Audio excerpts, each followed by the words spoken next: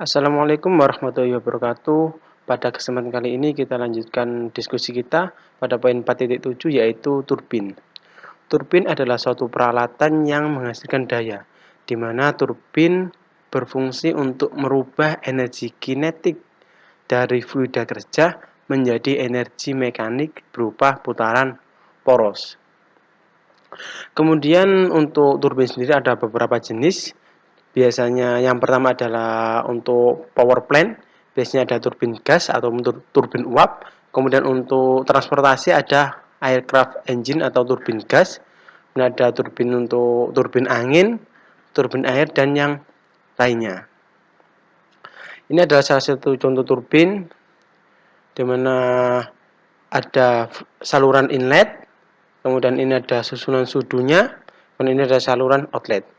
Jadi fluida masuk mempunyai energi kinetik berupa kecepatan, kemudian diarahkan oleh nozzle masuk ke dalam sudu turbin.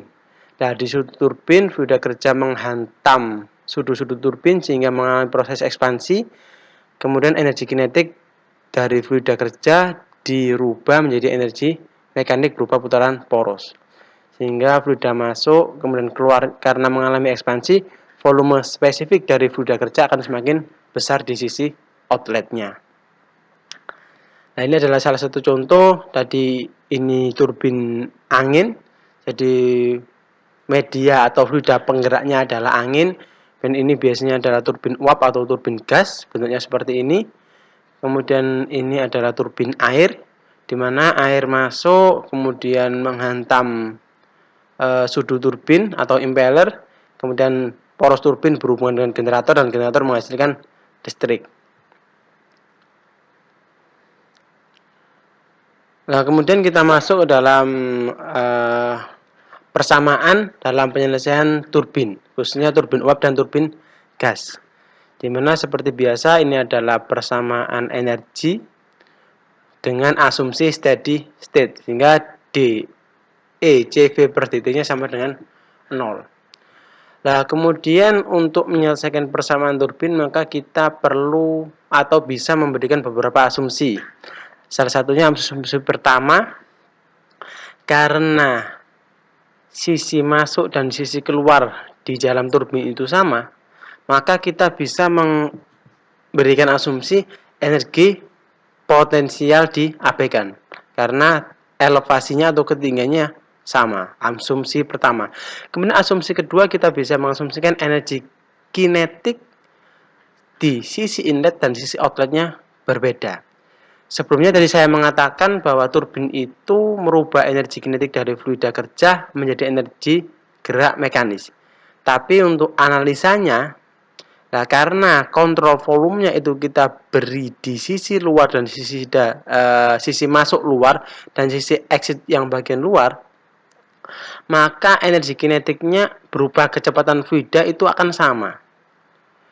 Dari gambar ini dapat dilihat bahwa meskipun luasannya berbeda untuk sisi inlet dan sisi outlet, tapi energi kinetiknya akan sama dari sisi kecepatan. Kenapa? Karena pada saat udara masuk ke dalam turbin, fluida kerja itu akan mengalami ekspansi. Sehingga volume spesifik yang masuk itu akan lebih kecil daripada volume spesifik yang keluar. Sehingga dari persamaan m dot sama dengan AV per volume spesifik dengan m dot yang sama. Jika A outlet itu lebih besar dan volume spesifik outlet lebih besar, maka nilai V-nya akan sama. Nah, seperti itu. Sehingga kita bisa mengasumsikan energi kinetik untuk sisi inlet dan sisi outletnya sama.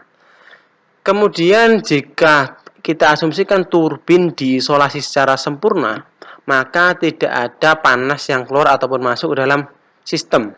Sehingga kita bisa mengasumsikan atau Q dari turbin tersebut sama dengan 0. Jadi saya ulangi lagi, kecepatan masuk dan kecepatan keluar sama, sehingga energi kinetiknya sama.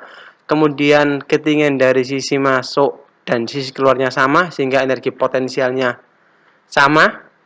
Kemudian turbin diisolasi sempurna sehingga tidak ada panas yang keluar ataupun masuk dalam kontrol volume.